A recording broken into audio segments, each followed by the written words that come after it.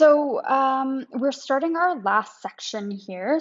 So this is Genetics Section 1.4, Part 1 in your textbook. So make sure you look at your vocabulary on page 74 in your note package if you haven't already, and make sure you're all caught up with the notes up to this point, so page 74.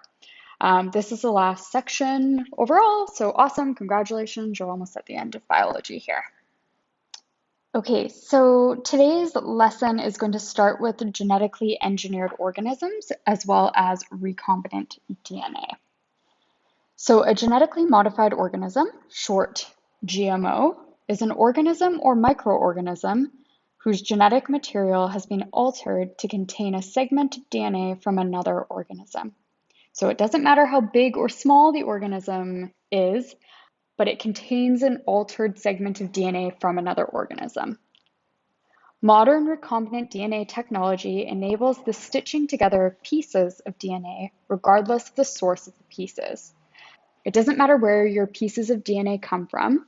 Remember that DNA is all made up of the same parts regardless of the organism. So how are GMOs made? As scientists learn more about DNA and how it works, they develop the technology to genetically alter an organism's genome. Genetic engineering is altering the genetic makeup of an organism by cutting DNA from one organism and inserting fragments into the genome of another organism. And the genome is just the full amount of DNA that an organism has, by the way. The end result is recombinant DNA, or DNA made from two or more different organisms. So basically, they have been recombined together. So that's just what the bottom image is shown. You've got the original gene sequence, which is white, green, and red. So that's the plasmid DNA. And then the inserted gene is shown in blue. It seals together to form recombinant DNA. So for example, we have a glow-in-the-dark plant. So scientists have made a glow-in-the-dark plant. They did this by removing the firefly gene from a firefly and inserting it into the plant cell using cut and paste enzymes. So we end up with a plant that glows in the dark just like a firefly does. So there will be an image of that in a second. An organism that has DNA from another organism is called transgenic. And trans in Latin means across, gene in Latin means race. Genetic engineering changes the allele frequency of a population by artificial means, which means you can end up with an allele that shows up more or less frequently than it would have normally under natural reproduction. So here's our image of the glow-in-the-dark plant. So continuing on with our glow-in-the-dark plant example, here are kind of the steps of genetic engineering. If you introduce the glow plant from above into the wild and it survives and produces offspring, you have introduced a new allele into the population. So the process can be broken down into 3 steps. So number 1, isolation. You need to isolate the gene you want. Step 2 is insertion. You need to insert that gene into a new strand of DNA. In the image, that would be the plasmid. And step 3 is transformation. So we'll talk a little bit more in detail about this. And these steps all use enzymes, plasmids, and vectors to occur. So that's kind of what the overall image to the right is showing us. Okay, so let's break this down a bit. So step 1 was isolation. So the desired segment must be isolated. This is done by cutting it out of the DNA strand. I'm just going to load up the entire slide here so you can see it. So you can see that in the image, there's scissors, and these aren't actually scissors, obviously. It would be cut by an enzyme, which remember is a type of protein, to cut a section of DNA that you want. The restrictive enzymes are used to cut the DNA at these specific sites. So it's very restrictive where it can cut. It can't just cut anywhere. And then, like scissors, it leaves behind jagged, sticky ends of DNA. So this is like if you were to cut fabric or scissors, it's not exactly a clean cut. So you can see here, as shown in red, if we cut along this line, so if we cut between the strands and between the complementary bases, you end up with these sticky ends, so here and here, that are single-stranded, and they really, really want to attach to something new because DNA is the most stable as a double-stranded structure. So it's the sticky end that allows it to combine into a vector and then into new cell for the transgenic species. Okay, so here's an example where we have a DNA sequence and the cutting would take place along these lines here. So in order to isolate that segment along these edges. And the result is that we have these sticky ends.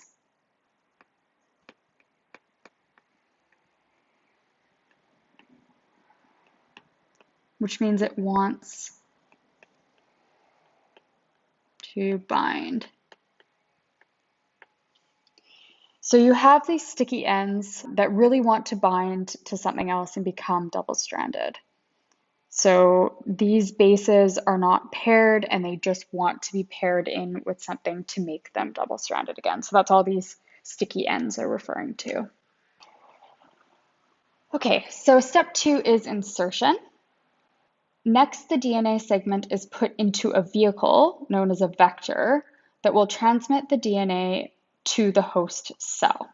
So vectors get things from point A to point B.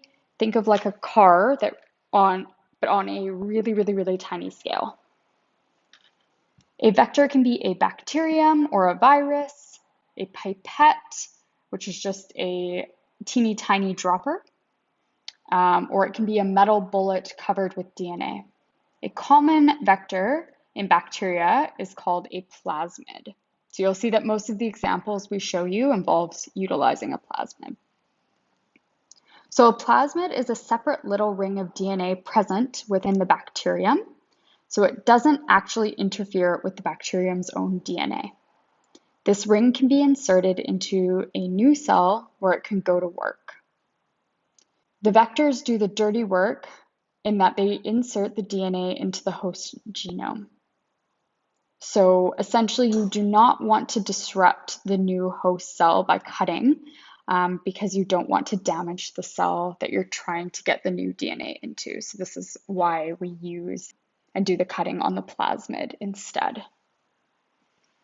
The vector with the inserted gene is called transgenic because it has DNA from 2 sources. So the bottom image one gives you kind of a visual of the vector being like a car, but the image on the left is basically a viral vector carrying a new gene and a cell with our original genes, shown in brown. So the viral vector is inserting that new gene into the cell's DNA, and then we have the new gene being present in the host cell along with the original genes that that cell originally had. So the third and final step in this whole process is called transformation. So the DNA is then transferred from the host, creating a transgenic organism. So this is our end result. So the gene of interest is attached in the left-hand image to a bacterial plasmid, and this is our vector. Then the plasmid goes into the bacteria, where it is then plated, which allows the bacteria to grow and divide, producing more and more bacteria with that gene of interest. And then to the right is a very random hypothetical example. So if we use a restrictive enzyme to cut out the vanilla flavor gene out of a plant, and then utilizing a viral vector to bring that gene into the embryo of a cow. So we're not inserting this gene into a grown-up cow, but instead it's the first cell of the embryo. So then every cell that it grows and divides into would also have that gene of interest. So the hope in this whole scenario would be that the cow grows up to potentially make vanilla flavored milk. So again, completely hypothetical, kind of cool if it did work, but this isn't an actual example, but it gives you an idea of how this works. So this is our overall 3-step process. So again, the steps of genetic engineering are isolation, insertion, and then the 3rd step is transformation. Some other examples of transgenic organisms that are not in your notes. So from left to right, Genie was the first genetically engineered animal to produce a human protein drug, which is human protein C in her milk. The middle one is glowfish, so just fish that glow. And then we've got a goat that can spin webs like a spider. A few more examples. Transgenic tomatoes, which were the first genetically engineered food that went to the market when the FDA approved the sale of tomatoes that were genetically modified to stay ripe on the vine longer. So this allowed them to be picked at a riper stage and transported without them going mushy before they were sold.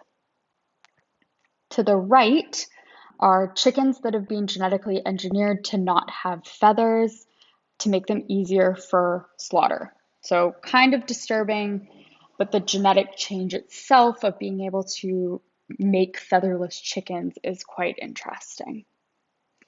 So this brings us to the end of our section 1.4, part 1. Please continue on based on today's schedule.